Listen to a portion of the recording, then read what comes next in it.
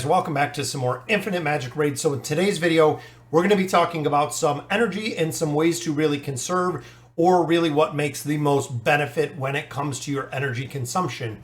Now looking here, guys, we do get energy on a regular basis. You can see though, we have 5 more hours till we get another 100 energy, which means 5 entire hours gives you 100 energy. So replenishes 1 every 3 minutes.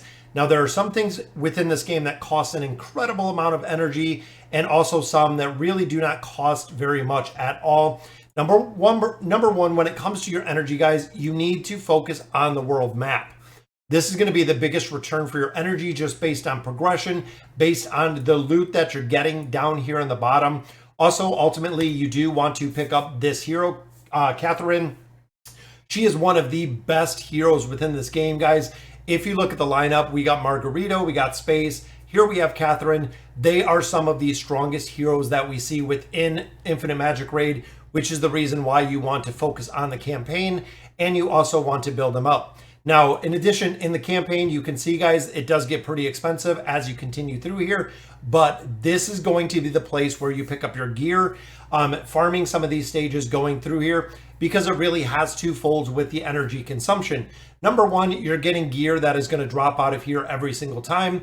Number two, you are getting heroes out of here with general stage drops.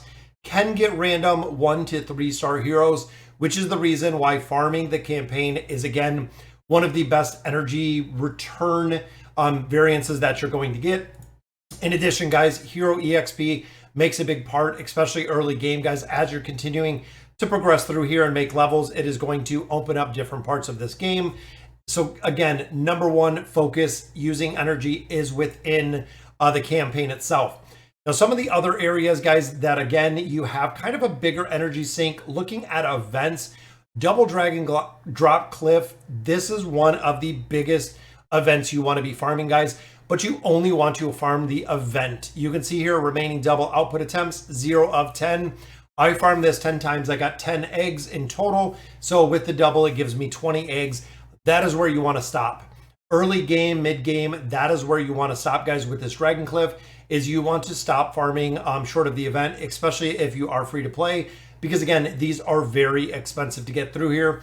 You can see even when we get to our 4 stars, guys, it is 40 stamina per battle, 20 battles to get 1 single egg. Again, super expensive when it comes to farming inside the Dragon Cliffs. Also, if you're looking early game, again, with the energy consumption, when you look at the Dwarven Runes, going through here and farming these bosses are very expensive as well. And essentially, you can get the same gear or very similar gear that we see from the campaign progression that you can get within here. Now, looking at our 3 kind of artifact bosses within here, once you start getting multiple 5-star heroes, even multiple 1 awakened heroes, the 1-star heroes will actually open up the first boss.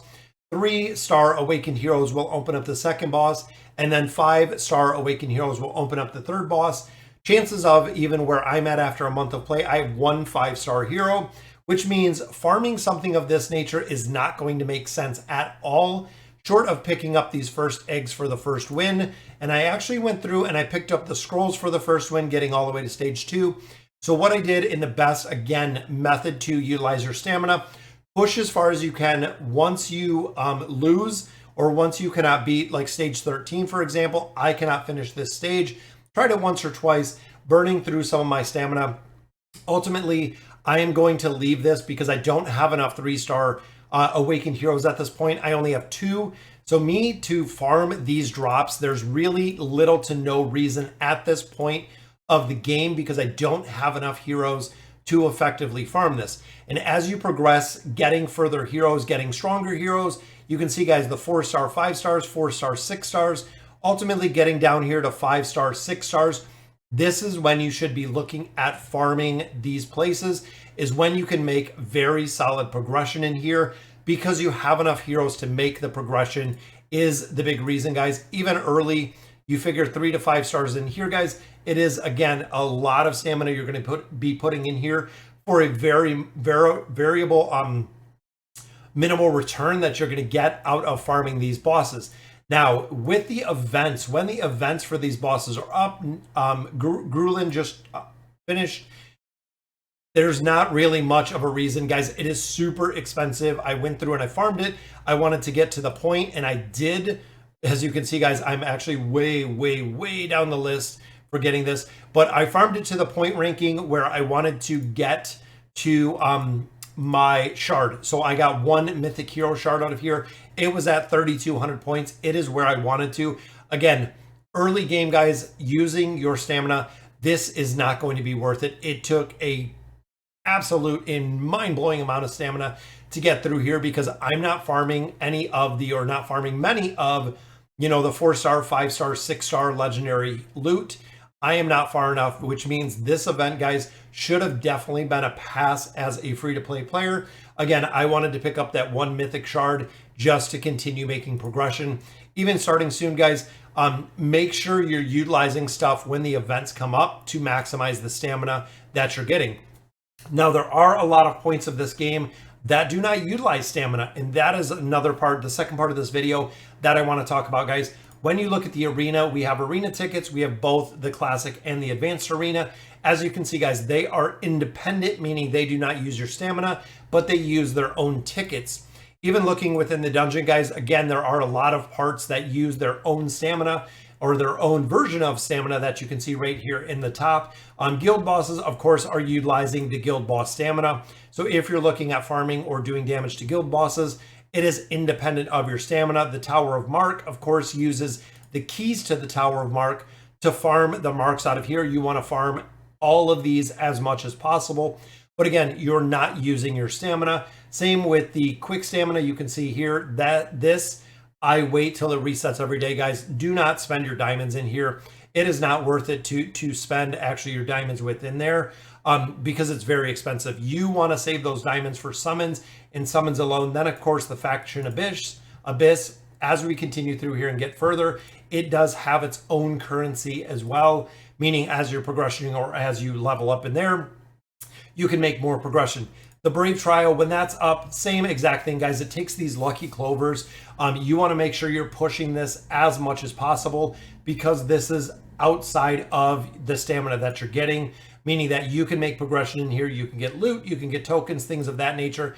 It is not going to stop the stamina that you have within the game, allowing you, again, to farm some of the world map.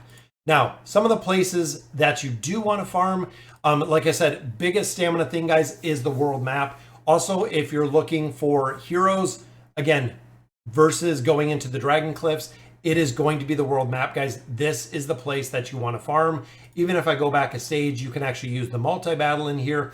I save the multi-battle for when I'm actually going AFK. So right before I log off, you'll see I have 24 right here. Right before I'm actually done completing with what I wanted to for the day, I will set it up for the multi-battle. Usually going for a stage that I need gear on, because again, we're really trying to do twofold here. One, I want to get some gear out of here, my 3 to 5 star gear. I'm not going to spend money on it. I'm not going to farm any of our bosses to get the loot out of here, but I am looking for heroes. This is the place you want to farm your heroes, guys. Go back a couple stages, or even go back to possibly a set that you're looking for, if it is a hit set, depending on exactly what set you're looking for.